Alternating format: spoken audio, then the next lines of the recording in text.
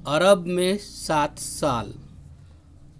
भाग क्रमांक 5, प्रथम परिच्छेद, खंड क्रमांक 4।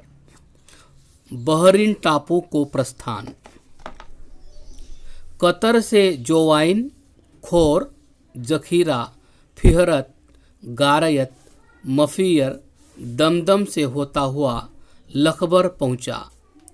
जोवाइन से लखबर तक कोई मार्ग नहीं है। मैं खलीज फारिस के किनारे चल रहा था। कतर से लगभग 15 दिन में पहुंच गया। जब मैं यहाँ समुद्र के किनारे पर खड़ा था तो समुद्र के मध्य में एक अतीव आभापूर्ण नगर दिखाई दिया। यही बहरीन का टापू है। सौभाग्य से एक नाव बहरीन को जा रही थी, जिसमें मकान बनाने के लिए मिट्टी भरी हुई थी। मैं भी भाड़े का 1 रियाल देकर उसमें सवार हो गया। मेरे पास पासपोर्ट न था, इसलिए नाव वाले ने कहा कि हम तुम्हें मुहर्रक बाजार में उतार देंगे।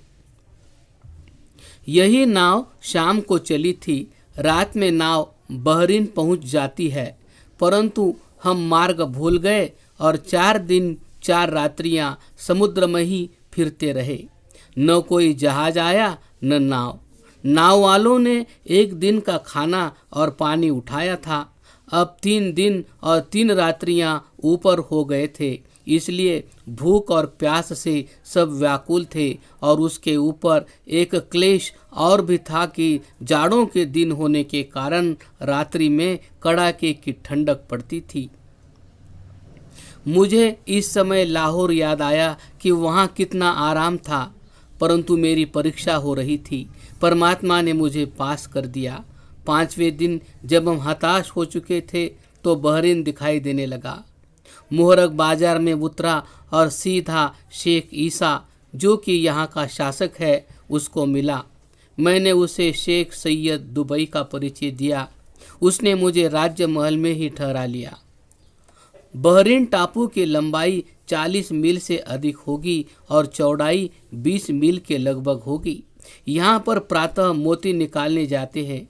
यहाँ पर ईरानी लोग और भारतीय मुसलमान रहते हैं। हिंदू भी लगभग 2 सहस्र वर्ष से बसे हुए हैं। यहाँ कार्य व्यवहार बहुत होता है। जहाज हर 15वें दिन आता है। नाव में 4 दिन की भूख प्यास ने यात्रा से मेरा मन खट्टा कर दिया था और मैंने नाव में ही यह निश्चय कर लिया था कि बहरीन से उतरते ही प्रचार का कार्य छोड़कर सदैव के लिए शांति का जीवन व्यतीत करूंगा। परंतु श्री पूज्य स्वामी जी की आज्ञा पालन का विचार, आर्य समाज के जन्मदाता की कठिनाइयाँ और बलिदान, आर्य समाज का उच्च संदेश और वेद के प्रचार की लगन, कुछ ऐसी बातें थी जो कि सुख और शांति की इच्छा पर विजय पा गई और मैंने अपने कार्य में पहले से भी अधिक साहस से जुट गया। वहाँ बाजार में हर समय 100 अरब सिपाहियों का पहरा रहता था और रात्रि में 8 बजे के पश्चात किसी को घर से बाहर निकलने की आज्ञा न थी। परंतु कितनी प्रसन्नता की बात है कि वहाँ के हिंदू लोग लालटेन हाथ में लेकर बाहर आ जा सकते हैं। हर एक चौक पर सिपाही पहरा देता है। दूर से आते हुए प्रत्येक व्यक्ति से पूछा जाता है, तुम कौन हो? यदि उत्तर मिले कि मैं हिंदू हूँ तो उसे कोई कुछ नहीं कहता। यह है हिंदू धर्म की उच्चता, जिसे 2 सहस्र वर्ष से बसे हुए हिंदुओं ने अरबों के हृदयों पर अंकित कर दी है। यहाँ पर मैंने 11 दिन तक प्रचार किया, वैदिक लाइब्रेरी और आर्य समाज की स्थापना की। यहाँ पर गुलाम रखने का बुरा रिवाज है। राज्य की ओर से कई पाठशालाएं हैं जहाँ अरबी आदि की शिक्षा दी जाती है। बहरीन के 2 बाजार प्रसिद्ध है। मुहर्रक बाजार, जिसमें वहाँ का शासक शेख रईस रहता है, और दूसरा मनाया बाजार, जो सबसे अधिक मॉडर्न है तथा जहाँ व्यवसायी लोगों की कोठियाँ हैं। यहाँ व्यापार बहुत होता है। अंग्रेजी जहाज हर 15 दिन डाक लाता है। शेख ईसा ने हिजबुल्लाह के विषय में मेरे पास जितनी पुस्तकें थी सुनी। सुल्तान इब्न सऊद, जो नजद रियाज में रहता है, जो कि मक्का मदीना का बादशाह है, उसका एक सफ़ीर अर्थात पासपोर्ट देने वाला यहाँ पर रहता है। मैंने एक पत्र जलाला तल मलिक अब्दुल अजीज़ इब्न सऊद को लिखा, जिसमें मैंने हिजबुल्लाह धर्म के प्रचार की आज्ञा चाही और जो पुस्तकें अरबी में प्रचार के लिए छापी थी पत्र के साथ भेज दी। परमात्मा की अपार दया से मुझे वहां जाने की आज्ञा मिल गई और साथ ही मार्ग में शाही अतिथि गृह में ठहरने का प्रबंध भी कर दिया था, क्योंकि मुझे एक अतिथि के सदृश बुलाया था। अब मैं नाव में सवार होकर लखबर लौट आया। अलहसा को प्रस्थान। लखबर से चलकर मैं 2 दिन में कतीफ जा पहुंचा। यहाँ से इब्न सऊद का भाग आरंभ हो जाता है। वहाँ पर एक अरब अमीर अर्थात डिप्टी कमिश्नर रहता है। उन्होंने मुझे शाही अतिथि गृह पर उतारा और खाने पीने की सब सामग्री दे दी। साधारणतया मैं अरब में अपने हाथ का पका हुआ भोजन खाता था, परंतु जो व्यक्ति हिजबुल्लाह के सिद्धांतों को मान लेता था उसके हाथ का पका हुआ भोजन मैं खा लेता था, क्योंकि ऐसा करने से हिजबुल्लाह के सदस्यों को प्रोत्साहन मिलता था। यहाँ भी अमीरों के पास बहुत से गुलाम थे। मैंने उनको स्वतंत्रता दिलाने के लिए बहुत प्रयत्न किया।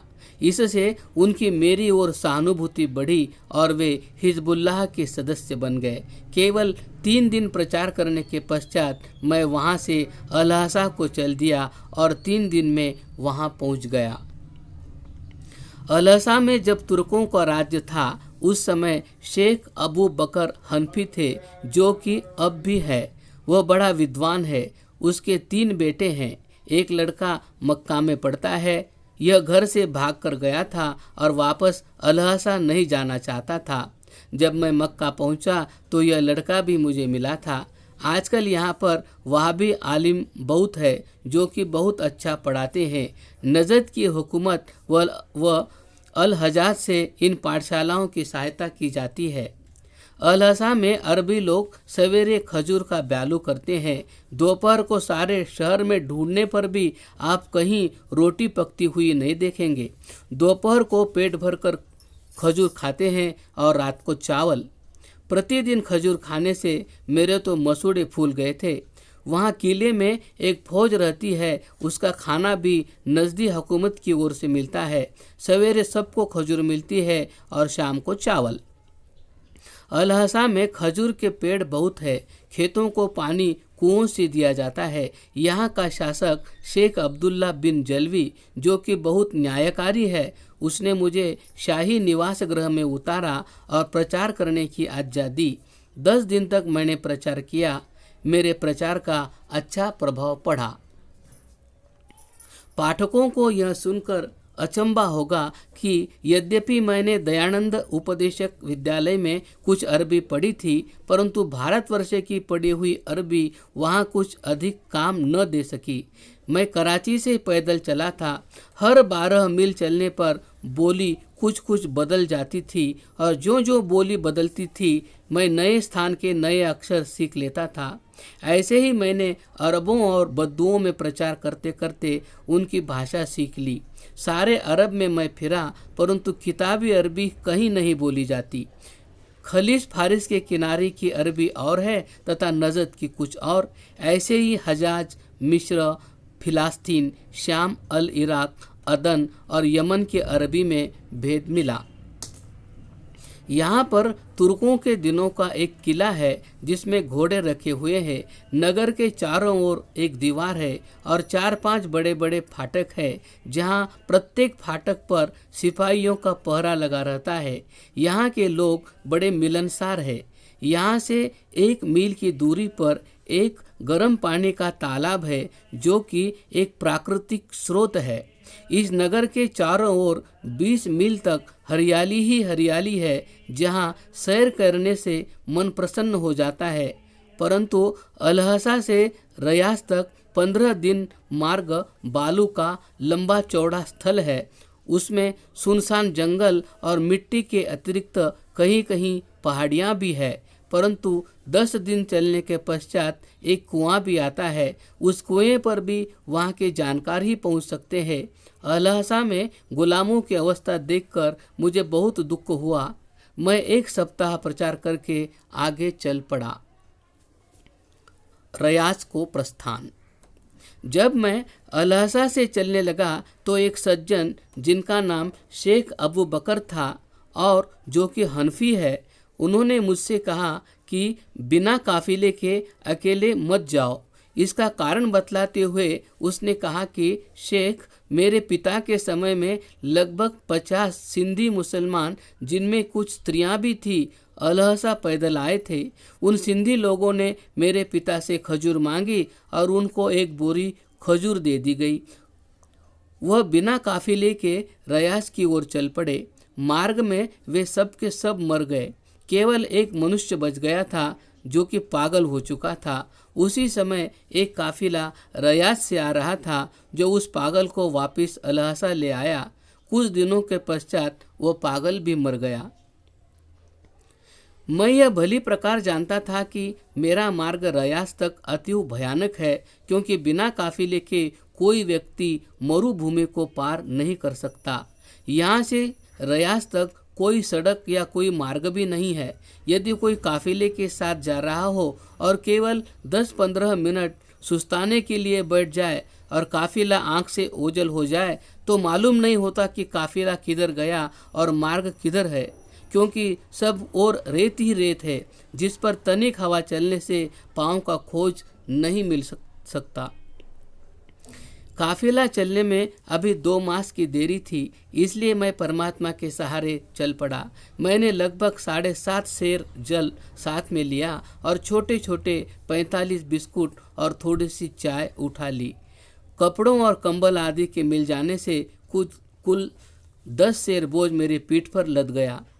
2 घंटे चलने के पश्चात मैंने एक प्याला पानी गर्म किया और उसमें थोड़ी सी चाय डाली और बिना चीनी मिलाए एक बिस्कुट खाकर वो चाय का पानी पिया। इसी प्रकार दोपहर और रात्रि को बिना चीनी वाली चाय और बिस्कुट खाकर निर्वाह किया। बिना चीनी की चाय से प्यास बहुत कम लगती है। प्रत्येक दिन केवल 3 प्याले चाय और 3 बिस्कुट खाता था। 5 दिन तक तो अच्छे प्रकार चलता रहा, परंतु 6ठे दिन कुछ शिथिलता आ गई। यह वैसी शिथिलता थी जैसे जुलाब लेने के उपरांत मालूम होती है। चाय और बिस्कुट खाने से शिथिलता भले ही आ जाए, परंतु 2 मास तक मनुष्य मर नहीं सकता। मैं चल रहा था।